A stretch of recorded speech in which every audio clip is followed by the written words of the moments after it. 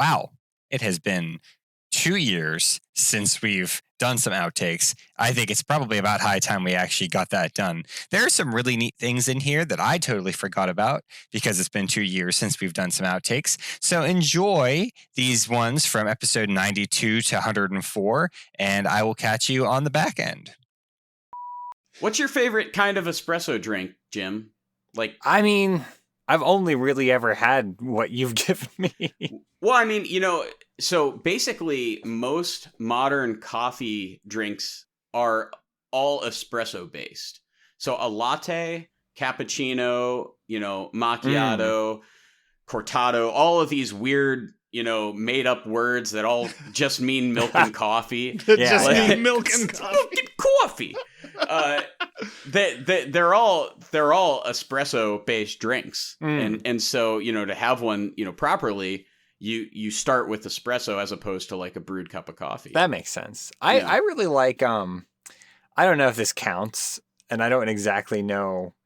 I guess it kind of does, because what it is, it's called a red eye. Are you familiar with that? Oh yeah, that's like a true, I don't know if I can say this on your podcast, but that's a true bastardization of both coffee and espresso. Yeah, it is. But I like it because it's bitter and it keeps me awake. And for anybody who doesn't know, a red eye is just a brewed cup of coffee and then a brewed espresso, and then you just, what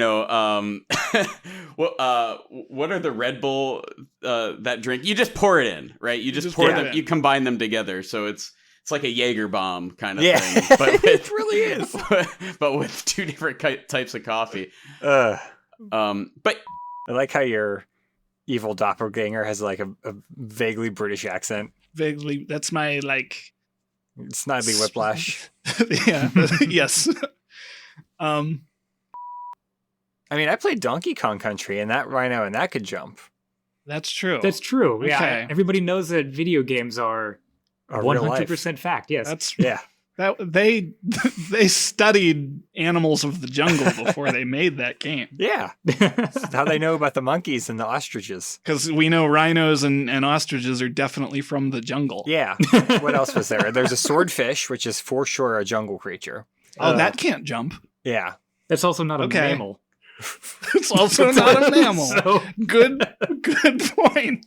The ostrich in that game is named Espresso.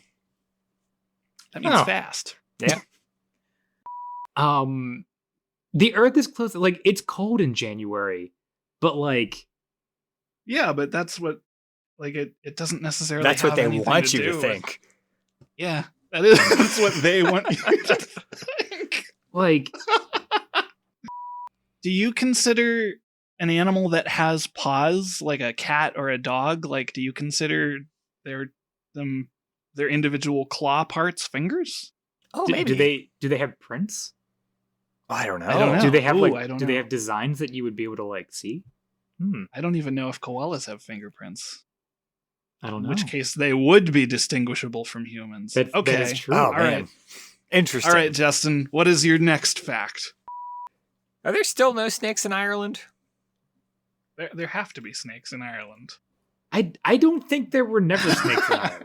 Oh, I thought there were like legitimately Are no there? like indigenous snake species in Ireland. I don't know. Oh, there That's are a good no question. snakes in Ireland for the simple reason they couldn't get there because the climate wasn't favorable for them to be there. That makes According, sense, but now, like, I'm wondering, did someone accidentally release a bunch of snakes in Ireland, and now there's like a breeding population of, I don't know, copperheads or there's something? got to be at least a zoo in Ireland. But if you want, Yeah. Well, Also, yeah. wow. indigenous. I feel dumb for not knowing there aren't snakes in Well, Ireland. that I mean, I do want to say. I just thought that was. I do fake. want to say that is just the first result when I typed in "Are there snakes in Ireland" on Google. I probably will research this more thoroughly later, but National Ge is it the National Geographic? it article? was. I closed it and it was the first. It was like the Google answer that came up at the top. Yeah, and Nat Geo is a pretty reliable True. source. True. Yeah. And that's what the National Geographic article says. So, blame the Ice Age, not St. Patrick. I like that. I mean, we don't know that St. Patrick didn't cause the I Ice also Age. want to. I don't think True. anybody's blaming Saint Patrick. It's one of the things they're in the legend. They're happy Grateful about to it. him, Yeah, yeah. like Yeah, I mean, snakes are kind of a pest, so maybe it's a good thing. Maybe. I mean, the whole point was he was getting rid of them to save like crops and livestock. I guess. I don't know. Something like that. Oh. Yeah. So we landed on yes. I'm gonna give Justin the decision on this one because I agree with him. Awesome. I teach geography too. I teach human geography, which is like an anthropology spin, right? Cool. We talk a lot about culture Sounds and cool. politics and stuff, which is neat. But I had this huge map, and like explaining to kids that different types of projections of the world are distorted because because you can't flatten out a round shape, right? You can't make a round shape a square and have everything be the same sizes that they're supposed to be. Right. So there's a website that does this. I'll try to find it, but you can like drag on a Mercator projection. Is that the right word? Yeah, the Mercator projections are the ones that make Greenland look gigantic and and Alaska. Yeah, so you can take that map and you can like drag a country around the map and it'll like give you a silhouette of it and it'll like adjust how big it is. So you can fit the United States easily onto the continent of Africa. Yeah. And I witnessed a person learn that fact and claim that it was anti-American. Oh,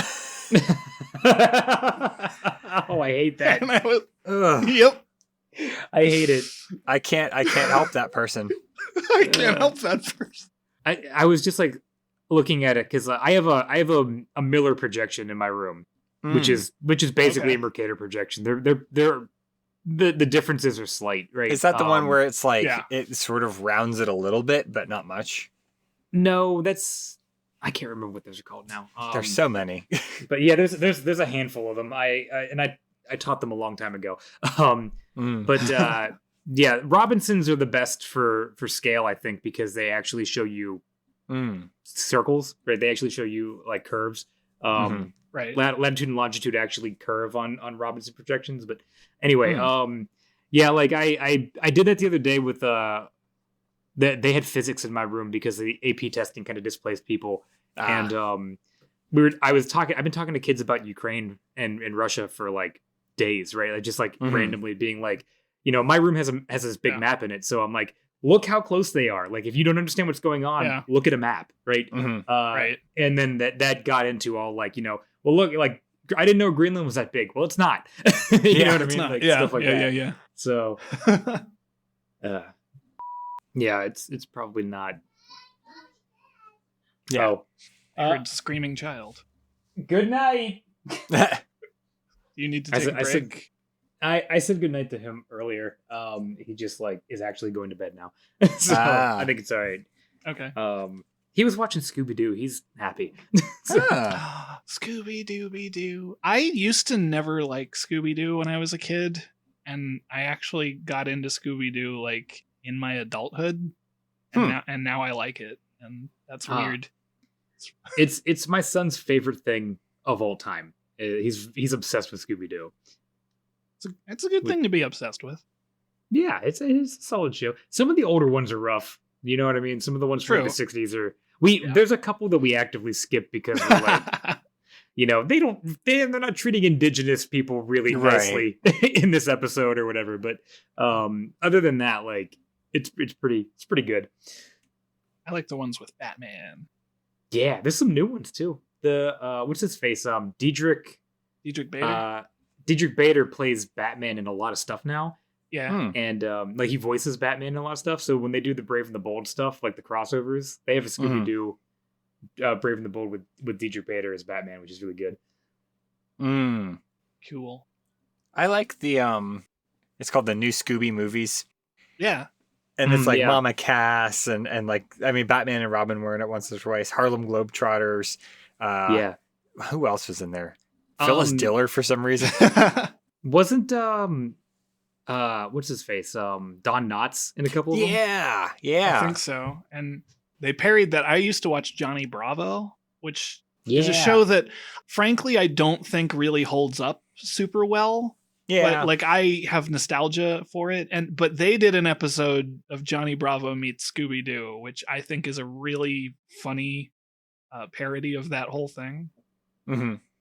And yeah, I remember that episode. And then they leave him tied up on the side of the road because he's terrible. Yep. Yeah. There's a good moment where they're splitting up, and it's Scooby and Shaggy go off, and then Fred and Daphne are going to partner up, and Johnny goes in, and he's like, well, why don't you go with you? And he's like, wants Daphne to go with him. And Daphne says, oh, I don't see why not. And Fred like looks at her and like gives her this look like, how dare you? And it's like, yeah, because he's disrupting the balance of the show, I guess. I don't know. I thought it was funny. That's because Fred loves Daphne. It's true. It's true. Except for in Mystery Inc., he loves traps. Traps. Yeah. They bring that into like some of the newer stuff. Like the idea that Fred is like obsessed with traps is now just a thing in Scooby-Doo when they make new movies and stuff. Oh, I like that. We are way off topic. But yeah. There was a video somebody did that I didn't think the video was particularly well done, but they brought up a point that I kind of agree with, and they said they were defending Fred from Scooby-Doo. Like, Fred is nobody's favorite character. And they were like, here's why Fred is the best character, because you don't know anything about his personality. So he can be whatever they want him to be. Oh. Yeah. And I was like, that's interesting. Yeah. That's what they've done is they've kind of shaped his personality to be mostly about traps, right? So that's just the thing is like, he goes places, he's like, that's a really good trap. Or like, here's... I was reading Traps Weekly and blah, blah, blah. Like that's his whole personality now is like he's the guy that comes up with traps. Yep.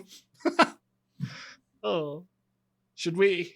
I guess we should just move on to the next question. I love that this is gonna turn into whenever you guys do the outtake episode, there's just gonna be an entire chunk where we just talk about Scooby-Doo for 10 minutes. Yeah. I became aware 3 times individually that we were way off topic and then forgot. Oh boy. Okay. You ever seen the Jimmy Kimmel video where they told the parent, it was Halloween, and they told all the parents to tell their kids that they ate all the candy? Yeah. Before the kids could eat. Yeah. And there's a line in that segment that it's all I want to say to Jim, which is the kid is like, you sneaky mom. Yeah. And I had to explain it because I didn't know if it would make any sense. You sneaky mom. You sneaky mom. And like I've noticed that the only way that it really works, at least in my experience, is to like take another like really kind of unbelievable fact and change it a little bit. Yeah. Yeah. I don't want to do that, but it does. I mean, there's nothing wrong with it. Yeah. I'm like, I feel like I want to be more original, but every time I've tried to do that, it has not helped me. I always feel like my lies are either just way too mundane or they're just obviously fake. And I was trying to balance this time, like, so like owls don't have eyeballs. I was like, that's a wild one, right? That sounds so unbelievable. And then like I was trying to be like, okay, like if I go too mundane with my lie, it's gonna be obvious that one's not a lie, right? Because right. So like my lie has to just be like just as absurd as some of the things that I'm throwing out. Yeah, it's interesting to see how hard it is to balance these. Clifford and friends. He's a big dog and he's also red. Clifford. He's a good boy. Ruffity ruff, ruffity ruff. Ruff. Yeah, and well, so that was the last thing I was going to say, is that because we edit this and it's not live, if something goes horribly wrong, panic and set things on fire, and we'll just take a brief pause and start over. That sounds good. Or rather, don't panic and set things on fire. I got to stop saying the other thing. It's a bloodbath. Somebody's going to take me seriously one of these days. I mean, as long as they don't set anything on fire near us. That's true. We do record this remotely. You can set whatever you want on fire as far as I'm concerned. Fair enough. That's my intro today. The reason you can't teach an old dog new tricks is because they don't want to. They're like, I'm old now. They don't want it. Yeah, they're old and they're set in their ways. I watched this magician performing, and he said, "You can't teach an old dog new tricks unless you're Pavlov." And I was like, "That's a mean-spirited joke, and I don't like it." Hey, someone gave me a steak. I would perform a trick. That's good to know. Moving on. Oh no, did we lose Catherine? No, I'm still here. Oh, okay. I was just pondering. Okay. I got a Segway. Gotta get one of them little scooters. I feel like I'm very unprepared today. I always wanted to do one of those Segway tours they have. I have two. I've never done one. I did have a funny experience one time. Sorry, this is a little bit of a side note. Go for it. Back when like that mall. Yeah. Oh, I was there one time. I was sitting at a table having a very nice dinner with some friends. Like, this was years ago. I was in high school. Mm-hmm. And all of a sudden I look out the window, like into the mall, from the restaurant into the mall, and there are these people crawling at like 0.5 miles per hour on Segways, going around these teeny little cones in the malls. It was like an obstacle training course for people taking a Segway tour. It was so funny. I watched them for 20 minutes. That's amazing. I didn't know they did that. That's great. I don't know if that's still an option over there, but it was entertaining to watch. I'll tell you that. I've never that sounds like fun. Segway. It does. I've ridden those things that they called hoverboards that were like Segways, but they didn't have like a thing to hold on to with your hands. Oh, yeah. Oh, those look hard. Those things, they took like 5 minutes to kind of get used to, because you want to correct your balance a lot when you're standing on them. But it didn't take too long to kind of get it down, but at no point did it ever not hurt my shins. Because like you're putting all your weight on like a different part of your leg that you're not used to using. Mm-hmm. Because do you have your knees bent the whole time? And you're like, they tell you to like kind of as if you're standing, just with like, don't lock your knees, but it's like you're just standing. Oh, okay.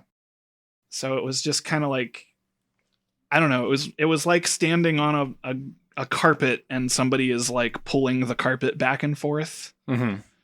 Huh. I didn't like it, is my point. I think that's totally fair. I in my notes, my header for this first question is just frognarks. Frognarks. I didn't do anything fun this time. I just wrote frogs, but for the second question, I wrote pokes. So frogs and pokes. Yeah, for the second question, I just put making Pokeballs, and that's not interesting. That's not interesting. This won't make sense to Joe, but it will hopefully make sense to Derek. But the accent that Joe just did made me think of the album cover of The Man Who Sold the World that was on the American one. Oh no! Good. I'm glad you got that. I didn't want to be reminded that existed. I am confused and intrigued. We'll tell you more about it later. Yeah, that's fair. That is just no good. That is no good. Yeah, that's what Sonic the Hedgehog said a long time ago. Would say. Yeah.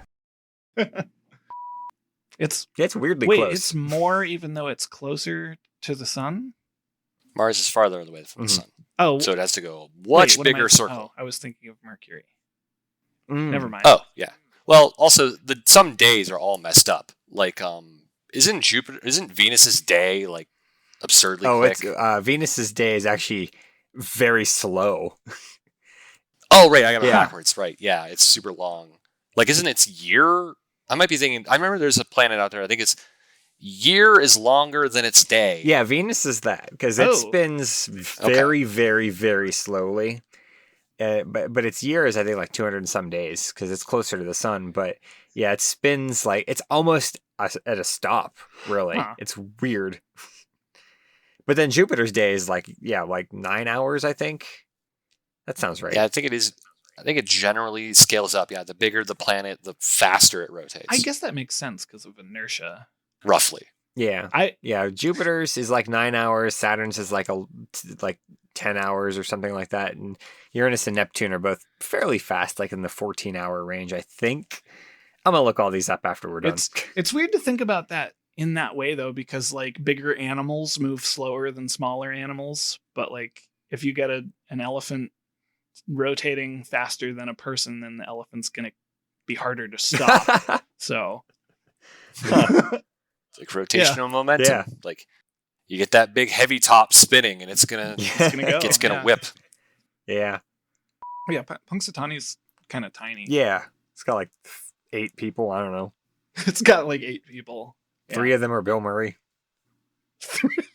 Well, only one at a time, though. Mm. Only one person is Bill Murray at a time. Right. Gotta blow my nose. Blow my nose. Ooh, ooh, ooh. Gotta blow my nose. All right. That's a good song, Jim. Mm-hmm. Jim always has like really, really good EPs on this show. Yeah. Really good interstitials. Yeah. What's a interstitial? I don't know. It's a word that I use to describe like songs that happen between things. I don't know if it's even a word. I was gonna bring up Aquaman, but we'll leave that for another day. We never need to talk about Aquaman. All right, let's do a thing. All right. Let's do the thing we're here to do. Okay, I'm gonna go through. First, let's do our synchronization clap. For those of you joining us, the way we do this is I'm going to count down from 3 to 1, and after I say 1, you'll have to imagine that I will say go at an appropriate time, but I will not say go. Instead, you will clap one single time, thus creating a spike in your audio that Jim can use to sync up all of our audio tracks. Does that make sense? Yeah. Did people not understand that? There's an ongoing thing where I get more elaborate about explaining that. Okay. I was going to say, that seems way more elaborate than the last time I heard it, and it's not that by design. Didn't think it was a hard concept. Felt like there was a story there. That's why I do The story is that it's just getting more elaborate. Okay. Yep, pretty much. Yep. This is going to be, Jonathan, this is going to be episode 99, in case you want to know, but you're actually on the 100th episode that we've recorded. Yeah. So that's something. We recorded episode 100 early. Yeah. Which episode was that? It hasn't come out yet. It didn't come out yet. We recorded it last Friday because we have a special guest. Oh, okay. But it's going to come out after this one that you right. know, Right. So. Okay. So I just like saying this is episode 99. It's the 100th episode that we've recorded. Yeah. Okay. I get you. I see your point. Neat. Yeah. Can you believe we've been around for 100 episodes? Yeah. We're so great. Yeah. Yeah, that's a little accolade that like you can like keep to yourself, I guess. Be like, I was actually on the 100th episode. I mean, I won't, but okay. I will tell people. Oh, that's what I didn't mean keep to yourself. I meant like you can like keep it for like it's a thing you can be proud of. You can hold it close to your heart. I will. That's a better way to express what I was trying to say. I believe we were still in the 1600s the last time Chris was a guest on the show. It was like episode 81 or something like that. Yeah, that was before we went back to the future. The time. I was like, the 1600s of what? I gotcha. Yeah. I forgot about our story arc. Yes, I was about to say, Jim, the podcast has a story arc now. It has a story. I was so wrapped up in the episode 100 furor that I was like, yes, that's right. Well, that followed a weird time travel. Like it was loosely connected. It was like a Christmas special. Yeah. Like, right. Like it kind of fits in chronologically, but you can ignore it too. Mm-hmm. I put way too much thought into this. I think you put the right amount of thought into it. Jim, you're an enabler. That's what you are. Mm-hmm. That's exciting. The things are coming full circle. Yeah. Coming back to the moon. We gotta get there. I don't know. It was just my favorite of the secret labs. I don't know. Mm-hmm. It's the classic. Atlantis was nice, but like, it's underwater. You can't go wrong with a secret moon base. Yeah. Can't go wrong with the secret moon base. Did I ever tell you about I mean, I have, but I want to talk about it again. There's a Target in Center Reach, New York, or in that general vicinity. And it's just anarchy up there. People just leave their carts where they stop. Like, oh yeah, it's. And there was like a whole, the buggy return stations that they have up.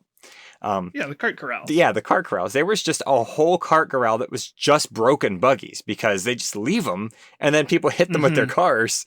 It's wild. It's just the Wild West in Center Reach, New York.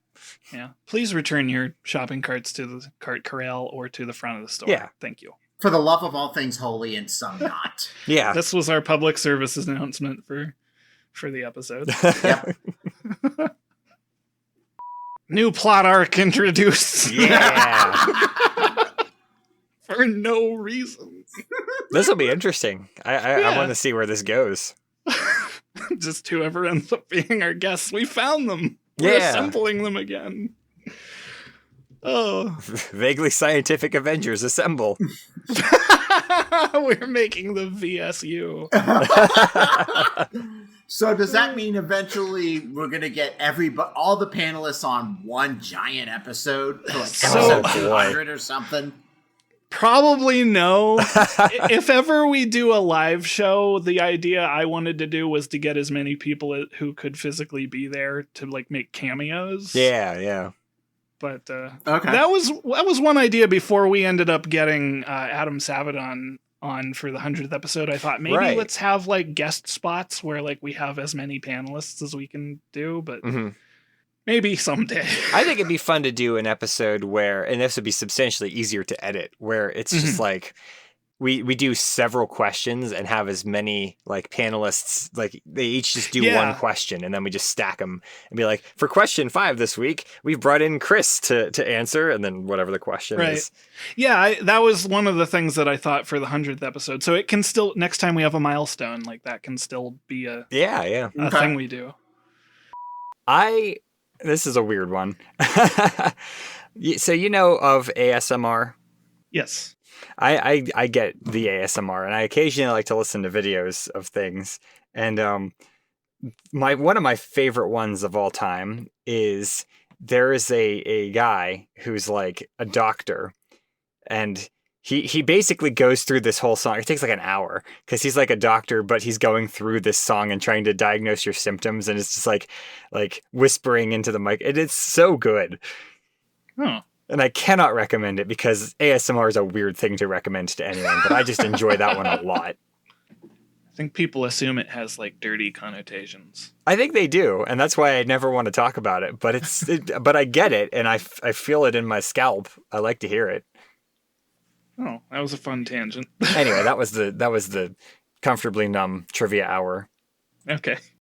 So I can't wait till somebody makes like a fandom wiki for our podcast, so that I can read through it and remember all of the things we've talked about and like said, because I don't remember most of these things. I think I would make it a full-time job for somebody with as many things as I just throw in here. Yeah. The amount of hyperlinks in that would be just it would be like the Charlie Day meme with like the threads everywhere. Yeah. It'll be like, okay, in this episode, you're going to want to link to... right. We got boxes full of centaurs. Ninjas, Ninja Turtles, ferrets, and Power Rangers. There we go. I like the one that's the James Bond movie. I thought you might, which is and why I like that James Bond movie because it's very true to life, where like a business magnate starts a war so that he can get improved ratings on his news network. Wow. Spoilers. It's one of the more realistic James Bond movies. Interesting. But does tomorrow really never die? That's the real. Yeah, it's like one of them so far things. So far, it hasn't. Yeah, I mean we don't know the answer to that, but yeah, so far. Okay. All right, I'm gonna move on. Never say never again. Have you seen Mothman's glorious hiney and that statue? He could probably go to a human doctor. Listen, So- he's got a thick donk back there. Edit that out. Oh my god! I don't think I want to, but I will if you need me to. You gotta keep in Allie's obsession with Mothman's thick donk. So good. I mean, have you seen that statue? It is a thick donk. Are we talking about the butt still? Yeah. A donkey. A donkey? Yeah.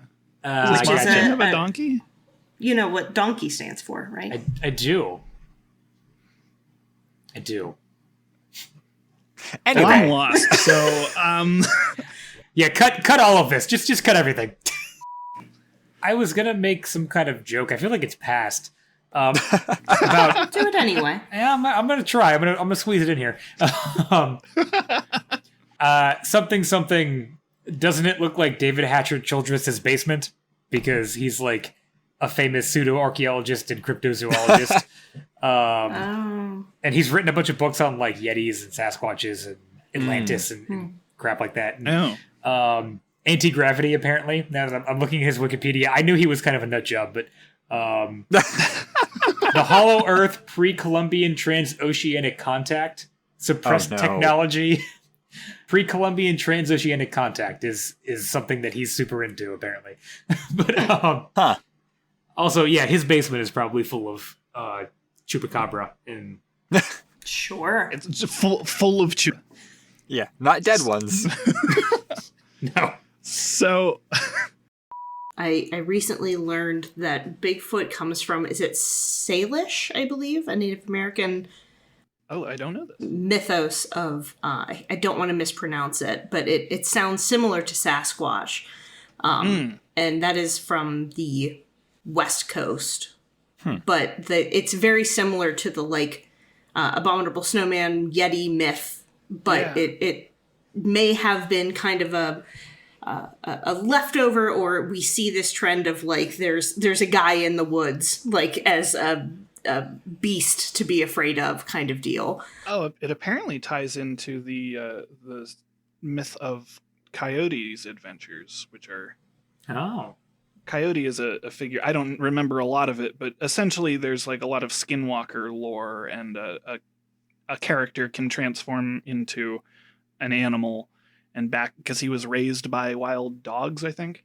Don't quote me, though. Coyote is a really common sort of transitive trickster character in a lot of native mythology. Not just one or two, but a lot of sort of of the Midwest tribes have a coyote character, or it's usually coyote, or I think it's like a raven character, or usually sort of the trickster characters. Yeah. So I didn't know that about Bigfoot specifically, but as soon as I Googled Salish and Bigfoot, that came up, and I was like, oh, this all makes sense. Yes. So awesome. Are you talking about the one? So I quickly Googled it. Are you talking about the indigenous people from Lower Midland Canada, British Columbia? Yes. Okay, that's cool, because that is ironically, not ironically, just oddly enough, it took me to the Wikipedia page. I just thought that'd be the quickest way to find something, and it is on the Wikipedia page where they anglicized the name for the shapeshifting creature as Sasquatch, which is something I did not know. That's really cool. Yeah, because it's Sescut, I think, or something like that. Again, I don't want to mispronounce it too terribly, but it would be hard to figure out. I say it's SASQ''ETS, and that is a very difficult name to pronounce without knowing anything about the language. Yes. Yeah. But a lot of these languages, especially in that region, I know they kind of don't translate phonetically very well into our letters system. So yes. Yeah. Cool. Sasquatch. We'll go with Sasquatch for now. Yeah. I would be interested to hear someone pronounce it, though. It does. So the phonetic that they have on Wikipedia is Saskets, which I'm sure is probably not at all accurate. But, man, they tried. They tried. Did you know in Georgia is where they have the Expedition Bigfoot Center? Because my son and I went there. In Georgia? Really? Yeah. Yep. That's surprising. It's in Blue Ridge, Georgia. It's called Expedition Bigfoot, the Sasquatch Museum. My son is a huge crypto fan. Like, he loves monsters, right? He's just like, he's a big monster kid. I wonder where he got that. I don't know, right? So, but he loves Bigfoot. Bigfoot is like one of his favorite monsters. So we went to this, like, it's like a little like shack on the highway, and it's the Bigfoot museum that has all these like models and stuff of different types of Bigfoot and Yeti and famous Bigfoot attacks and all sorts of stuff. And I was like, there's no way I'm not going to this place when we go to Georgia. So, and it's phenomenal. It's just like, it's an amazing place that is totally bonkers and out of control. And I love it. Let me give you their official website. Expedition Bigfoot. If ever I go to Georgia. You should. It's they start by showing you a video, which I thought was very like cryptozoological of them, right?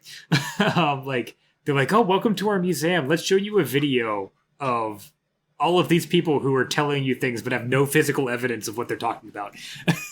And it's just great. There were a couple things, like, honestly, I did learn a couple like actual things there. Like, did you guys know that Yetis weren't originally white? Huh. No. So Yetis do come from like a sort of, I don't know if it's the Sherpas or if it's just like if it's another community that's maybe older than the Sherpas, but there is sort of like a Nepali like civilization that talks about sort of like this hairy man monster kind of thing. Yetis are originally brown. Yetis don't become white until Rudolph. Oh. Rudolph is why Yetis are often seen as white, because pop culture sort of took over after that. Well, it's because it was an abominable snowman. Right. Had to be white like snow. The Rudolph movie is the first sort of documented instance of a Yeti being white instead of brown. They usually were seen as brown.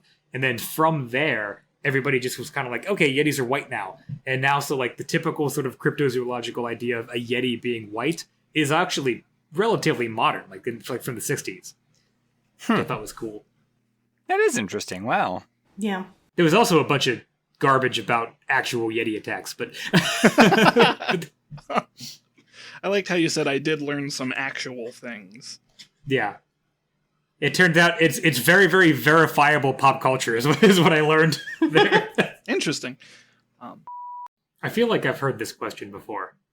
Here. You've heard this question before? Correct me if I'm wrong, Derek. Is the question, who do you think you are? That is not what I was thinking of. Okay. Is the question, who is Batman? Who is Batman? Well, who are any of us, really? Not Batman, unfortunately. Not Batman. I'm not Batman. I'm kind of glad I'm not Batman. His life does kind of suck in certain ways. From there, I would ask you guys, what is a bird? What is a bird? A bird is it has feathers and a beak and we all know that birds don't exist. They're just there drones from the government. Thank you so much. This is the end of my lecture. Everyone have a great day. It's just that there are no birds. Is that? Oh no, they're drones for the government. We all know this. Yeah. Justin, I'm here to learn things. Are there non-winged or non-feathered birds? I feel like there has to be. That's where I was. That's that where one's I gotta got tripped be. up.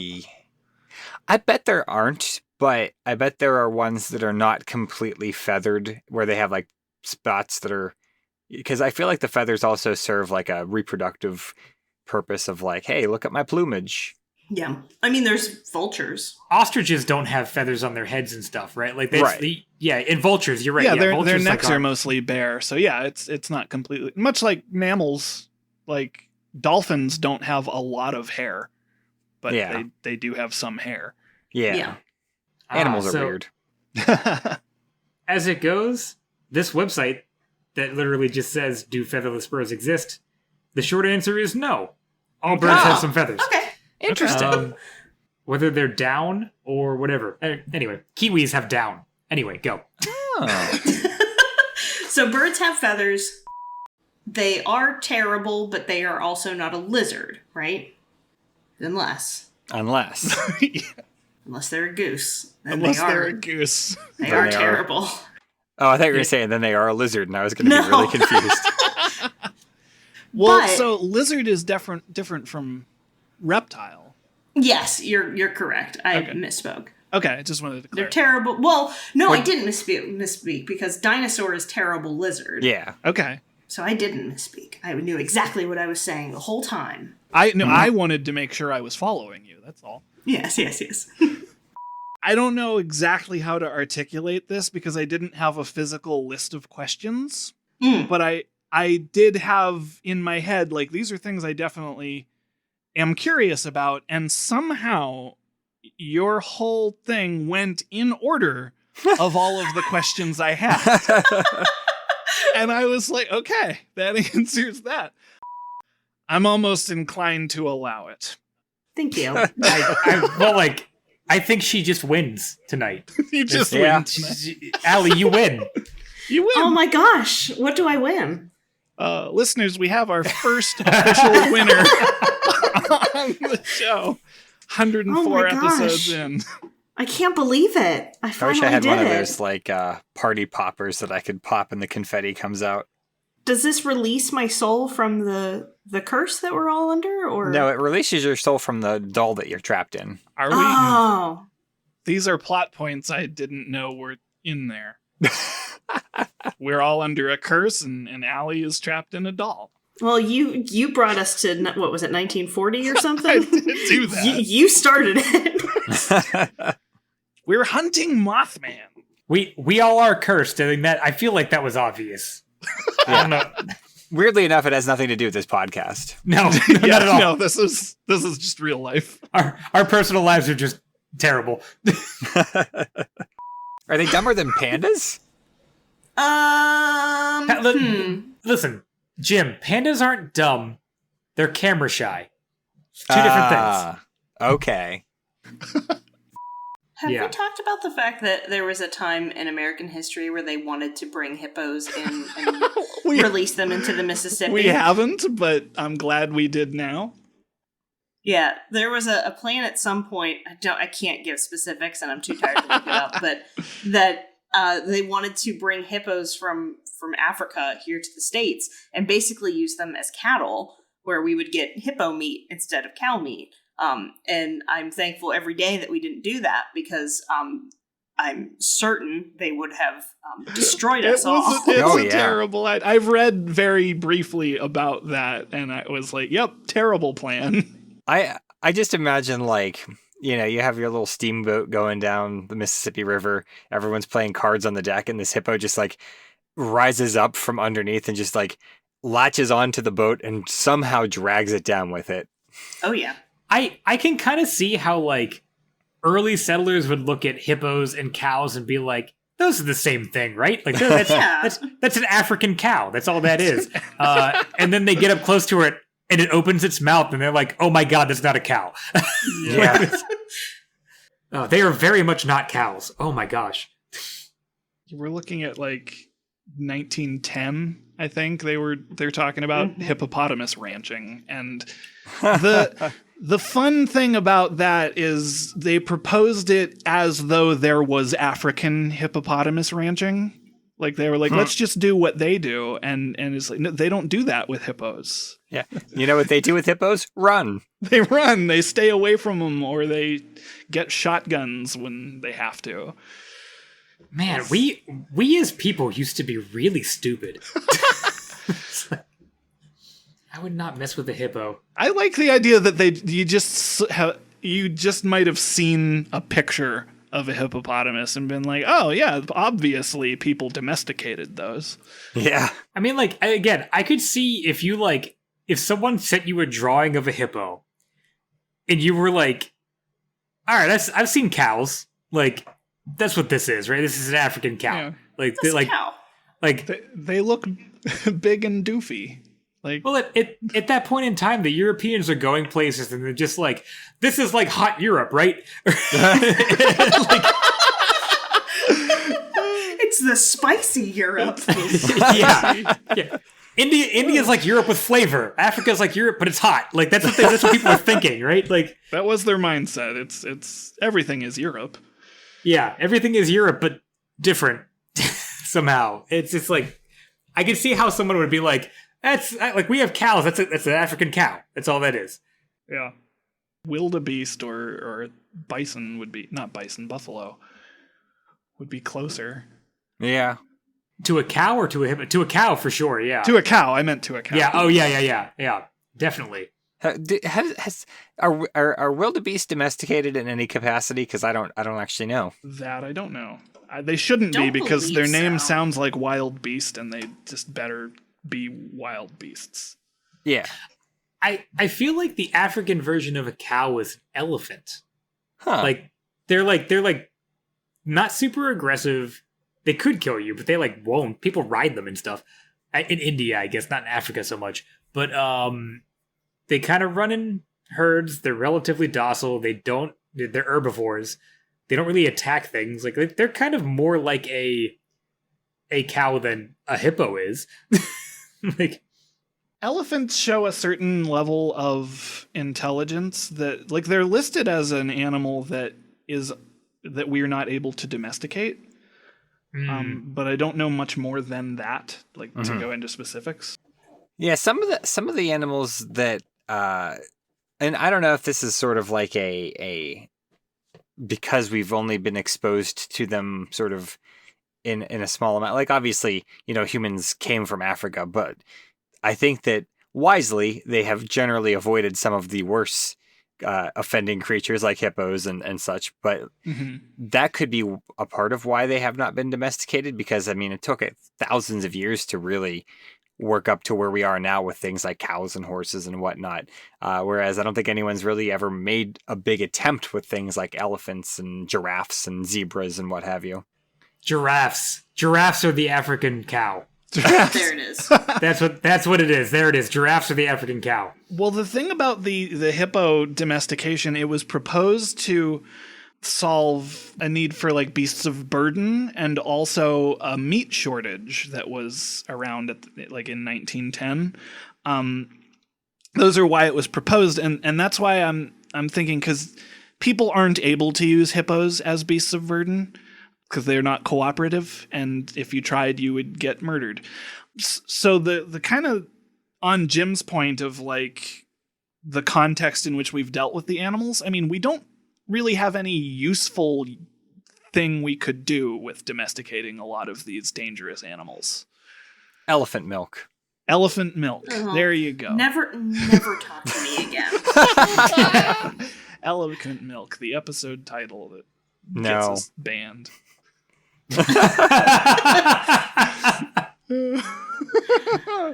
Especially since whoever's listening has to get all the way to the end just to hear Jim go elephant milk, and everybody's like, no. That's why we hate that. That's why they're gonna like, I want to hear why this is the title of the episode, and it's a good payoff. I don't know. Yeah.